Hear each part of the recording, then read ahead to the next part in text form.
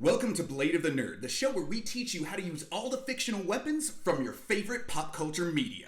Today we're going to be going over my Prerequisite video. This is a list of concepts and moves I would like you to be familiar with before jumping into our ongoing videos. This video will allow me to teach you cool weapons without having to explain the same basic stuff over and over again in every video. So if you hear from another video of mine, make sure you click like and subscribe to get all the awesome nerd content. Today we're going to be demoing with the European-style double-edged broadsword. Because, well, it's currently the last season of Game of Thrones as of filming this. So let's get started.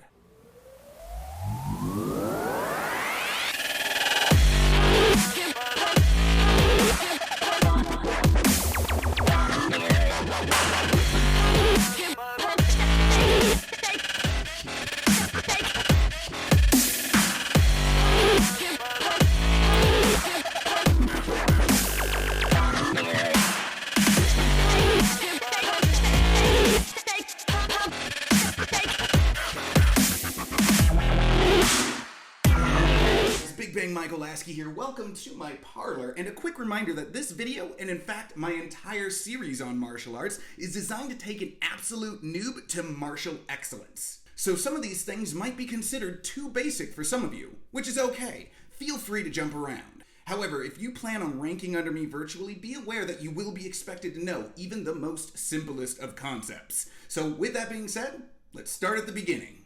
Let's talk about your stance.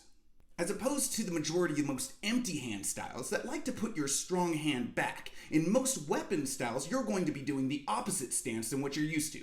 For most of us right-handers out there, that means you're going to be fighting in a southpaw stance. This is because you want the weapon between you and your opponent and in your most agile hand, concepts that we'll delve further into in just a moment. Your body position in most cases is going to be similar to that of an Olympic Taekwondo stance, blading your body away from your opponent to create as small a target as possible. Now remember, these are just general rules. Every weapon is going to be unique and have its own intricacies, but regardless of their variations, I want these aspects to echo and ring out in the back of your head, much the same for the next section.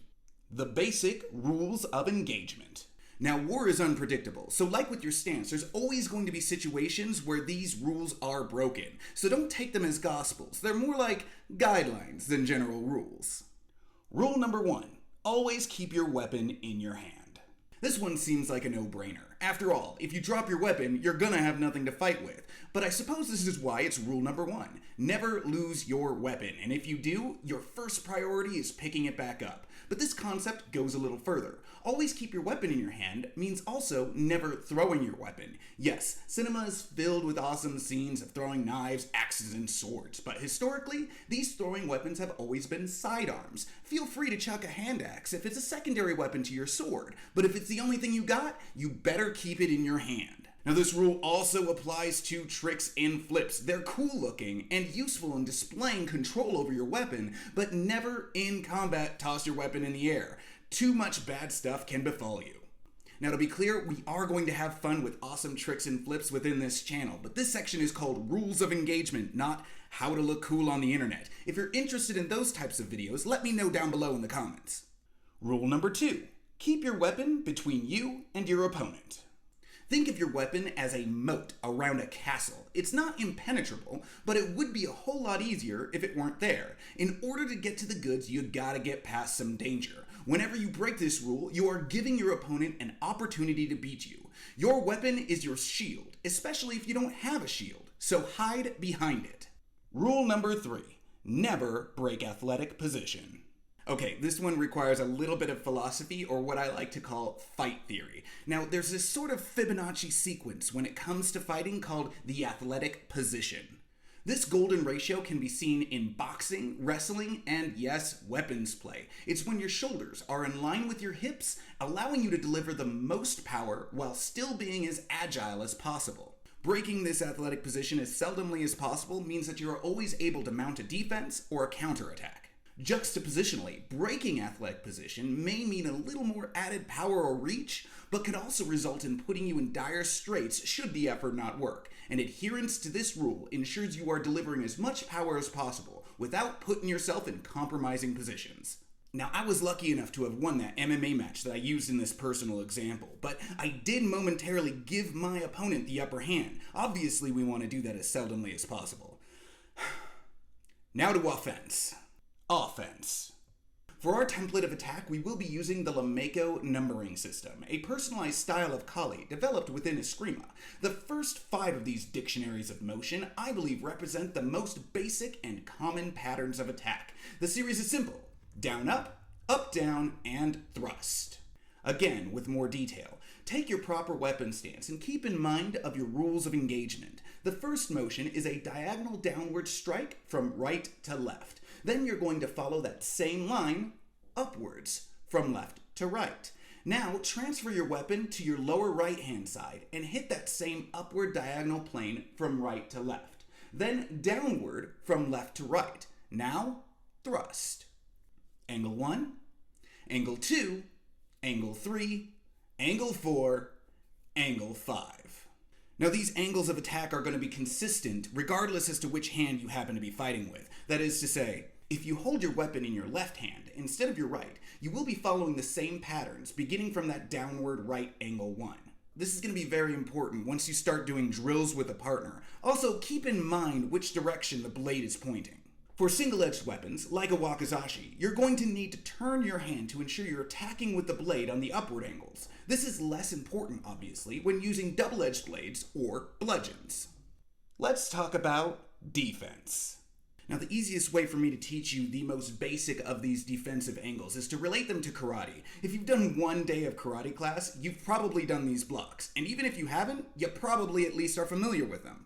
High block, outside block, inside block, and low block. Now, there's a school of thought that these blocks actually evolved from weapons play, but this isn't the forum for that. That might make a good Ronin Travel Pages post. If you're interested in more of the history in that, let me know in the comments. The high block is used to defend overhead attacks. It raises up and creates a 90-degree angle, putting a roof over your head, hence why it's often called a roof block. The outside block protects your right side, while the inside block protects the left. The low block helps defend against attacks towards your legs. Now, high block and low block are ideally going to be used sparingly, as they tend to violate the rules of engagement, specifically Rule 2, keep the blade between you and your opponent. In a perfect world, we'll focus on inside and outside blocks, while managing our opponent's distance with footwork and attacking from the outside, thus eliminating the threat of extreme overhead and low attacks.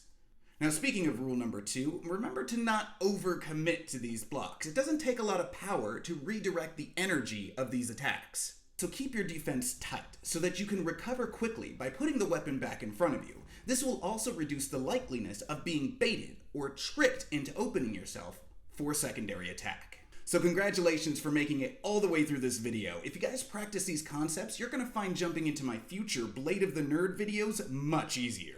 My goal is to keep within these ideas and prerequisites to help you master any weapon, real or fictional, very quickly. We will build upon these and slightly augment these concepts in future videos to help you use everything from a Kill Bill style katana to the Red Ranger power sword and everything in between. Let me know down in the comments what nerd weapons that you guys would like to see featured in future videos. But until then, I've been Michael Lasky, this is Blade of the Nerd, we'll see you next time.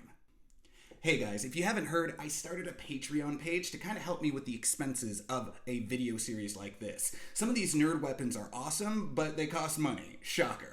Go to patreon.com/BigBangMike. There you can throw in any amount of money and see your names in the credits like a real Hollywood producer. I'm going to be doing a lot on this page in the future beyond Ronin Travel Pages and Blade of the Nerds, like an online kickboxing curriculum where you can rank under me virtually. Not bad to be able to rank under Colt from Three Ninjas and the Red Power Rangers. So check it out, and thanks either way.